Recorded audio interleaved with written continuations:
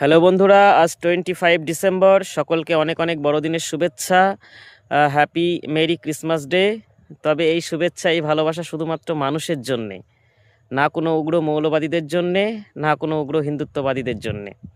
আর এই কারণে এই কথাটা বললাম, বেশ কিছুদিন ধরে খেয়াল করছি ফেসবুকে সাহেব মণ্ডল নামে এক উগ্রবাদী সমাজবিরোধী, দেখবেন ফেসবুকে এসে এরম ফুটোমাস্তানের মতো দাঁড়িয়ে ব্যাস উস্কানিমূলক কথাবার্তা, সমাজবিরোধী কথাবার্তা ওর চালু, এইভাবে সমাজটাকে নষ্ট করছে। তো সে ফেসবুকে কিছুদিন আগে দেখলাম, দু একদিন আগে লিখেছে যে দয়া করে আমাকে কেউ বড়দিনের শুভেচ্ছা জানাবে না, কারণ আমি কঠোর হিন্দু।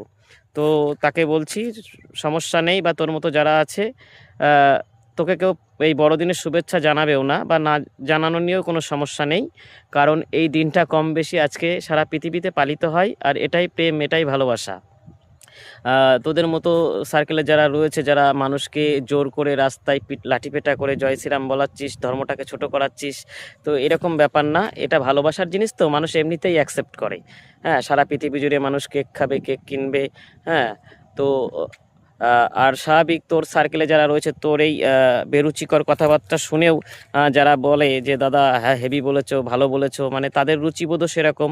মানে কথায় আছে না যে রতনে রতন চেনে, শুয়োরে চেনে কচু।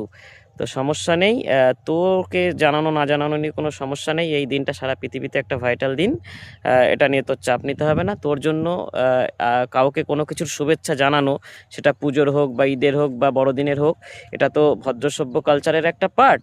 তো এই পার্টটা তোর সঙ্গে ঠিক যায় না, বা তোর মতো যারা আছে কারোর সঙ্গেই যায় না। তো কাজেই এটা নিয়ে তুই চাপ নিস না, তোকে এই বড়দিনের শুভেচ্ছা কেউ জানাচ্ছে না। এই ভালোবাসাটা জানানো মানুষের জন্য, যাদের মধ্যে প্রেম ভালোবাসা রয়েছে, সম্প্রীতি রয়েছে, তাদের জন্য আজকে বড়দিনের সকলকে শুভেচ্ছা।